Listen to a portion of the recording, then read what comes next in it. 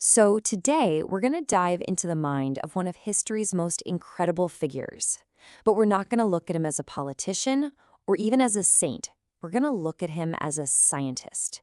We're digging into Mahatma Gandhi's autobiography, the story of my experiments with truth, to really get to the heart of the philosophy he built, one personal experiment at a time. And let's just start with this really powerful statement. It's the core of his entire work.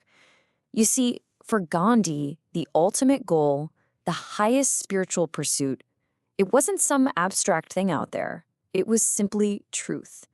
And his whole life was just a methodical, relentless search for it. And that brings up a really fascinating question, right? It's a question that kind of frames this entire explainer. What actually happens when you treat your own life like a laboratory? When every action, every single mistake, every principle you hold is just another test in this constant search for what is true. So, to figure that out, here's our game plan.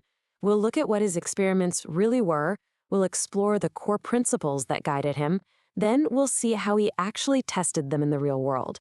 And finally, we'll discover what his century-old findings can maybe teach us today.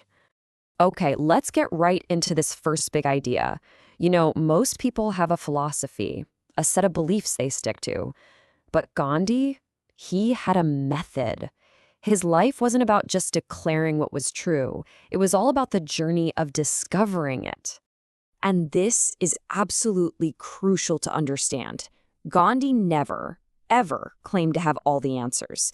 I mean, the title of his book isn't The Truth, it's My Experiments with Truth.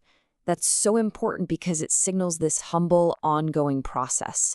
He believed the only way to get closer to understanding was by trying, by failing, and by purifying yourself along that journey. Of course, every good scientist needs some core principles for their lab. And for Gandhi, his experiments in living were guided by a few really foundational pillars. So let's break down the most important ones. So the first and most important pillar is ahimsa, or nonviolence. But for Gandhi, this wasn't just a passive idea of don't hurt people. No, it was an active force. For him, the search for truth was completely, totally impossible without practicing nonviolence at every single level of your being. Your thoughts, your words, your actions, the whole shebang. And this quote just brilliantly shows how challenging that really is. I mean, ahimsa meant you had to separate the person from their actions. It's so easy to say, right? But to truly respect the humanity in your opponent while you are fiercely resisting their unjust actions, whew, that was the core of his whole experiment. Okay, so building on that, let's look at the next pillar, aparigraha, or non-possession. Gandhi really believed that our attachment to things just cluttered up the soul. It distracted us from the real work of serving others and finding ourselves. It's a simple idea, really. By wanting less, you actually become free to be more. And all of this beautifully comes together in satyagraha, which literally means truth force. This was his method for taking ahimsa and applying it to politics and society. It was never about defeating an enemy. It was about revealing a shared truth so powerfully that it could actually change the heart of an oppressor and force an unjust system to correct itself from the inside out. All right, so these principles sound pretty profound, but how did they actually hold up in the messy, real world? Well, Gandhi's autobiography is just packed with stories where he put these very ideas to the test. Let's take a look at a couple of key examples.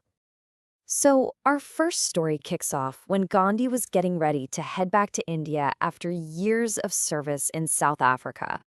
The community was so grateful for his work that they just showered him and his wife with all these expensive gifts. And right there, he was faced with a direct challenge to his ideal of non-possession. How could he, a man trying to live a simple life of service, accept gold watches and diamond necklaces? He was convinced that service should be its own reward, And after a long, apparently sleepless night, he managed to convince his family to give every single gift to a community trust. He turned a personal dilemma into a powerful public lesson on aparigraha.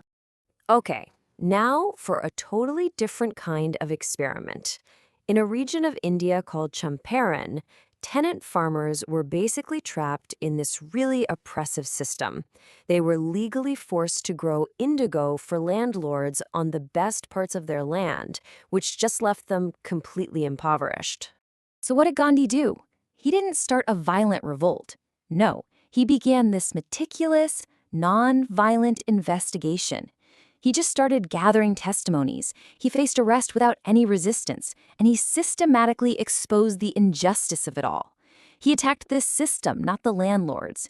And his Satyagraha campaign was so effective that it led to the abolition of the entire practice. It was proof that truth force could actually change laws. So you might be thinking, why does any of this matter to us right here, right now?